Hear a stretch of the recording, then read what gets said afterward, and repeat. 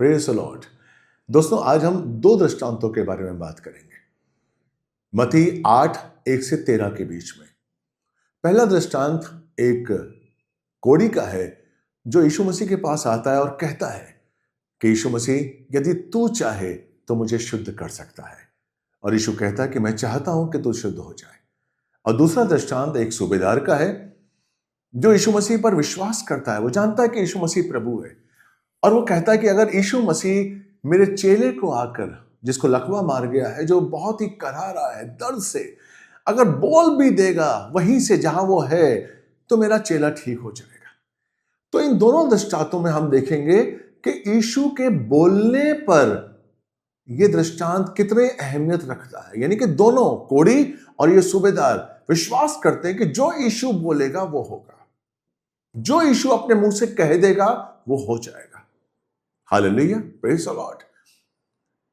कोढ़ी सताव में था, उसको प्रेम नहीं मिल रहा था, उसके अंदर एक घृणा सी, नफरत सी पैदा हो गई थी। वो अपनी पत्नी से, अपने बच्चों से प्रेम नहीं पा रहा था बिकॉज ऑफ कोढ़ी। क्योंकि उस समय व्यवस्था थी और व्यवस्था में एक लिखा हुआ था कि अगर वो कोढ़ी शहर की सीमा से अंदर नहीं आ सकता है। और उस समय जो कोढ़ था, जो कोढ़ी होता था, वो अपने पूरे कंबल ओढ़ के रहता था और जो भी उसके पास से गुजरता था तो उसे आदेश था कि वो बोले अशुद्ध अशुद्ध अशुद्ध।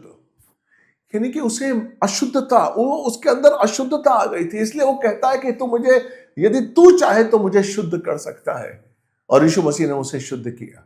इसी तरीके सूबेदार ने कहा कि तुझे मेरे घर आने की जरूरत नहीं है, लेकिन यीशु अगर तू चाहे तो अगर बोल भी देगा तो मेरा जो दास है वो चंगा हो जाएगा। इन दोनों दृष्टांतों से हम क्या सीखते हैं?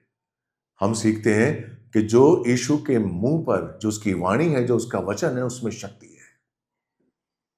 अगर हम भी ऐसा विश्वास करें, अगर हम भी ऐसा भरोसा करें कि जो यीशु कहता है वो होगा, जो यीशु ने कहा है वो होगा। Praise the Lord. और इसके लिए वचन जो बाइबल में लिखा हुआ है वो हमारे लिए एक बहुत ही बहुमूल्य शक्ति है, बहुत बहुत बहुमूल्य दवा है, एक सामर्थ्य है कि जो यीशु मसीह के मुख से निकला है वो कभी भी फेल नहीं होगा। इसलिए बाइबल में लिखा हुआ है, आकाश और पृथ्वी टल जाएंगे लेकिन मेरे मुख से निकला हुआ वचन कभी नहीं टलेगा। इसी बात की हमें कोशिश करनी है, विश्वास करना है।